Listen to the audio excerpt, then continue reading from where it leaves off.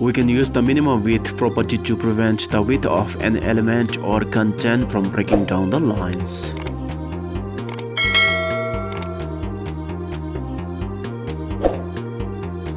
Right now, the text on the browser is breaking down to fit within the pivot.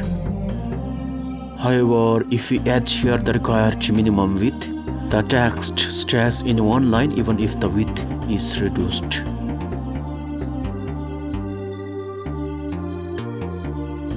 If we increase the text here, the value of this minimum width is not working anymore, so we have to increase the value of the minimum width.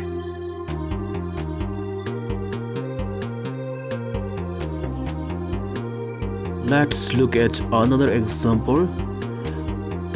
As we reduce the browser's width by dragging towards the right, nothing is happening right now to these two input boxes. However, if we remove the minimum width from the CSS, we can see here these two input boxes get distorted. So we have to add here the minimum width, okay?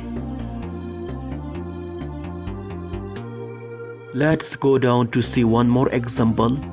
If we remove the minimum width here, the text create new account is not showing in one line. So we have to add here the required minimum width.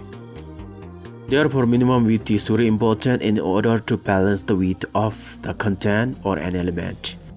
That's it. Thanks for watching. Stay technically sound and spread love and compassion to all.